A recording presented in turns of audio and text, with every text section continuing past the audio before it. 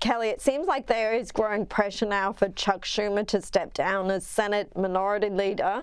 Do you think that could happen? And can you explain why he is facing that kind of pressure? Well, it's funny, Caroline, because he's angered a lot of different Democrats. He's angered some on the more left flank that wanted him to stay strong and keep going with the shutdown. And then he has angered the more moderates who said this shutdown is not good for Americans. It's not good for my constituents, everyone's constituents. Why was he playing these games? You had Senator John Fetterman, who's really the holds a mantle of the moderate Democrats now, saying that there was no point at all to the shutdown. And then you have people like AOC, of course, and other members of the squad who really wanted the shutdown to just go on and on until who knows what, because Republicans were not giving in on this one. And they had no reason to, really. The things that the Democrats were fighting for were not even the things that most Americans would have wanted them to fight for. And it was just hurting, those who really did need the government open, like those on food stamps. Well, if Chuck Schumer doesn't last as Senate Minority Leader, is there a suitable replacement within the party? Who do you think it could be? There's going to be a lot of action there, and it's really going to show that there's huge divisions in the party. You've got the AOC types, Bernie Sanders, who's not a Democrat, but caucuses with them, of course. You've got the squad, Jasmine Crockett, who's there's no TV that she can't find, TV camera she can't find on Capitol Hill. She's been trying to get her name out everywhere. Those are the more people on the left. Now, to me, John Fetterman would certainly be someone who could work much better with Republicans than Chuck Schumer had, and then any of those would. But mostly, a lot of the party just thinks he's too moderate for the party. And so it's going to be quite an interesting thing to watch. And that's why I say don't count out Chuck Schumer just yet. It's very possible he'll be going down. But again, you need to find a replacement for him. And we saw how long that took the Republicans. I mean, there's been talk about Mitch McConnell, talk of him stepping down for years, and it took quite a while to find someone who they thought could be willing to do the job and do a good job of it. Yeah, it's interesting you mentioned Jasmine Crockett because she features on this show a couple of times, as viewers will see. She's quite a character. Look, as I referred to at the top of the show, the White House has responded after 20,000 new Jeffrey Epstein emails and documents were released with direct references to Donald Trump.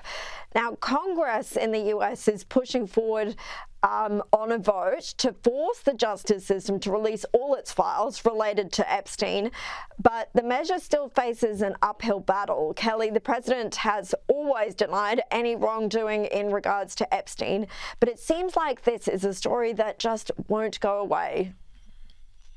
It really does. Just when you think maybe it'll have gone away, it rears its ugly head again. And of course, I was talking to a friend last night, and he said, well, I guess the big news of the day was, the Donald Trump stuff and the Epstein emails. And I said, but they turned out to be nothing. What are you talking about? And he just saw the headlines everywhere. He hadn't actually, spent the time reading the story. And then when you dig deeper, when you actually read those emails, there was nothing salacious really about Donald Trump. We certainly found out some stuff about some other people, including the man formerly known as Prince Andrew. But honestly, if there was something really juicy about Trump, that would have gotten out a long time ago. But the Democrats are using this now as a political weapon, which is funny because it had been the Republicans for a while, and now the Democrats are using it. I just, release the files. Take some care for the victims, release the files so we can all move on. End the conspiracy theorist reign on this one. Well, it's interesting. You talked about those emails, and I spoke at the top of the show about how it seemed really cynical of the Democrats to release that particular email where Trump was referenced, but redact the name of the victim, which was Virginia Giuffre, of course, who has repeatedly denied that Trump had been anything but nice and good to her. So what did you make of the decision from the Democrats to release the emails like that in such a way as to, perpetuate this hoax? It really shows, Caroline, just how dirty Democrats are willing to play. And of course, it's not like they also could say, "Well, we had to redact her name. We didn't want her to be known." I mean, she's written a book, and she, of course, ended her own life this year. So there was absolutely no reason. And of course, they must have known that it would come out who she was and how dirty the trick they played. But what do they care? They got the headlines they wanted. How more people saw those headlines than read the ones explaining that actually what the Democrats said was in there was really nothing.